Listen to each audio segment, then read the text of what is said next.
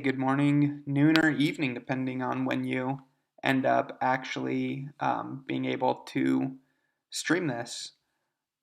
Today, I'm going to be going over this Spotify song popularity analysis, where we sought to group songs by their characteristics and predict the popularity of a song based on these similar characteristics. So let's go ahead and dive in. I'll give you a little background on it.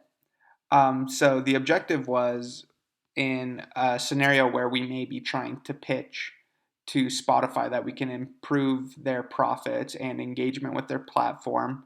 We wanted to use data science techniques to achieve that.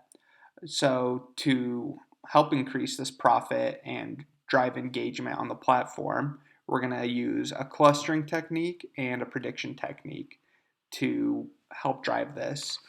Um, the first technique is going to be a k-means cluster. And using this technique, we can group our music together into similar tracks and build new playlists and a recommendation engine for users using k-means clustering. And essentially, what we want to do here is put together playlists with similar music so that when users decide to log in, and start listening to a playlist, they're not being hit with songs that they're not interested in.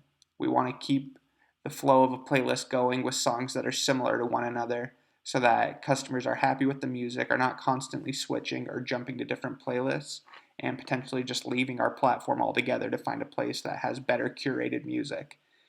Similarly, we are building out a recommendation engine allowing our users to get better recommendations based on music that they've previously been listening to. They can take a look at similar artists, similar tracks, and again, find new music that they enjoy, increasing engagement. Then, when it comes to prediction, we're going to use a naive Bayes analysis. This way, we can predict when new songs come out, whether or not they'll be popular based on some of the characteristics of a track. If we think that a song is going to be popular, we can place it front and center on our website so that users can pick it up quickly, see, hey, this new song's out, and it's probably going to be popular, and you'll probably like it.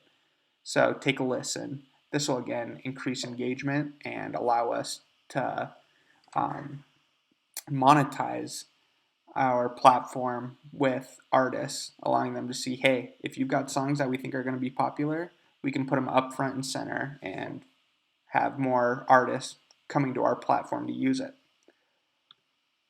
So the data set we used, there's a couple different variables we found that really helped to kind of explain our data set and helped in making our predictions when we used our naive Bayes model.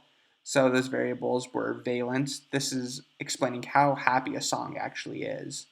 If a song was really dark and kind of moody, it got a lower score. And if a song was bright, happy, poppy, it was closer to a 1. Then we have release date, obviously the date and year a track was released and available to the public. Danceability, again, this is kind of a subjective variable, but Spotify's API made it available to us, so we decided to use it. If a song felt more danceable based on the track, it was closer to a 1, and if a song was not danceable, it was closer to a 0. Explicit explains whether the song has explicit lyrics or swear words, things like that in the track. It's either a yes or a no. Liveness determines whether the song was recorded live or if it was recorded in a studio. Closer to 1 means it was more likely that the song was recorded live. Loudness was how loud the song was in decibels. Mode is whether the song was in a major or minor mode. A major mode essentially is like a bright, happy song, where a minor mode is likely to be kind of dark or depressing sounding. And then the tempo, what the beats per minute were of the song. And we had 171,000 rows of data. That's a ton of data, uh, you know, which will only make our algorithm stronger with having that level of data to parse and use. So let's jump into the results of our clustering. One of my biggest concerns was actually having popularity in there as a variable when doing our clustering, because that would be a really quick and easy way for our k-means clustering algorithm to pick up and determine, oh, if a song's popular or if a song's not popular, let's just group that right away. But we can see here we actually got a pretty nice spread, and this will allow us to easily separate out songs that we can place into playlists or that we can use to recommend other songs. So what this does is this split up songs based on similar attributes, and we decided to go with 20 clusters that would give us about 250 songs per playlist based on the amount of data that we could feed into the algorithm at one point. We were based on hardware limitations, we could only get about 5,000 rows of data into the algorithm at any one time. So splitting it up into 250 different 250 songs per cluster is a pretty good amount to give us some playroom to build out a playlist with constantly changing songs and a recommendation engine where you're not constantly being recommended the same thing. So we can see here the clusters, and it actually splits it out by what songs were popular and unpopular. And this is actually kind of nice. We can see that there's some playlists that are mainly popular songs, like cluster 20 here. So if a user really is into just, wants to hear the hits for the day, this would be a good cluster to use to provide them recommendations or create a playlist around. This cluster 8 is similar in that we have a ton of popular songs and not very many unpopular.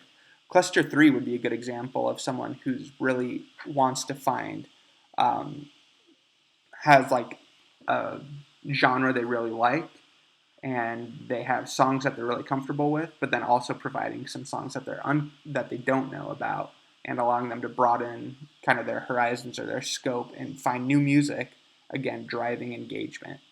That's what this is all about. This clustering technique is keeping users invested in our platform. And then we have plenty here that are just purely unpopular songs with a couple popular songs. And these would probably be for more adventurous people who have a couple songs they're familiar with and want to base their music listening to around, but really want to find new music and find new stuff that they can listen to. Some of these song playlists that we create would have less popular songs, but a large amount of unpopular, giving them an opportunity to really grow their music catalog. This again is just a little bit of background. We got a good mix of popular and unpopular per cluster. A little more in depth about why we had to use 5,000 rows of data and why we chose 20 clusters. And then let's jump into the results of our naive betas. So again, this was to predict whether or not a song was actually popular. We wanted this so that we could, again, when a new song comes out, we can show our customers, hey, this song's probably going to be popular and you'll probably want to give it a listen.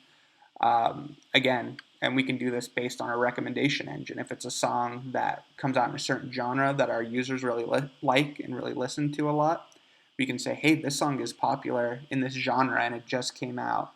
Take a listen, and again, that'll drive engagement.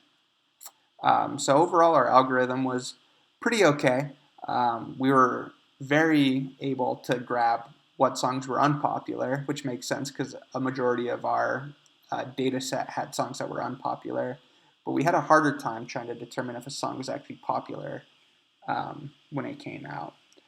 And we originally started with 54% accuracy, but by narrowing down our variables to the list I showed earlier, we were able to go from 54% to 59.9%. And as we expand our data set and grow and find further variables and better mixtures, we can tweak this further and just see these numbers rise and rise and rise, and we'll be able to have a better prediction rate for what songs are going to be popular or not. So here's an example of our algorithm based against what songs were actually popular. So here we see we got a couple that were ones, meaning they were popular from our predictions, and a couple that were zeros based on our predictions but were actually popular.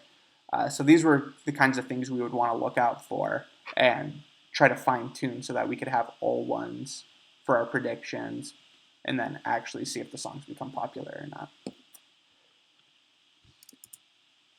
So now that we've got all this data and these nice algorithms, we're going to apply and deploy them for our users and see how well we do. Some of the first things we want to do, we're going to create a new recommendation system based on our clusters and create new playlists as well. See if we can get more customers listening longer to our playlists and getting more of our artists that are on our platform listens as well. And this is really beneficial in the sense that we can take this data and show it to executives at record labels as well as artists saying, hey, look, we've got this really awesome recommendation system. Artists are seeing a lot more listens, which only increases revenue for the artists. And this way we can monetize it and say, if you pay us, we'll set you up with special playlists, special recommendation engines based around you as an artist, get you more listens, or we can sign exclusivity deals saying, obviously our platform's the best, why would you use any other platform? Use us to stream your music, we'll get you more listens and grow your popularity. Then we can also, again, with our naive Bayes model, add songs based on popularity to these playlists and place potential hits on the front page. If a song comes out that we think is going to be popular, it can go straight to the front page and explode in growth. And the same thing, we can sell this data to record executives saying these are the types of songs that get really popular and will make you a lot of money. And then just assessing the impact, really we just need to see, are our users spending more time on the platform and are they actually listening through the playlists we've created compared to our old playlists, and are users finding new artists based on our recommendation system? If they're not, then obviously there's something wrong with our clusters. We need to reevaluate, see if we need to fine tune those clusters, narrow them down, or what we need to do to make them stronger. And then along with that, we need to decide, are our songs that we predict becoming popular, are they actually becoming popular and viral? Are the songs that we think are gonna, be the face of a generation, are they the songs that people are actually listening to? We need to make sure that that's the case, and if it's not, we need to go back, look at our algorithm, and fine tune it more. So just in conclusion, we have a lot of recommendations that we can go and pitch to Spotify here about ways that they can increase engagement and increase sales, increase their profits and their margins so that they can have a more effective platform. And it's really as simple as these two algorithms we found. So as we pitch it to them, they'll likely see a large increase in all of the things that companies are looking for. So thank you for listening in, and I appreciate your time. Thank you so much.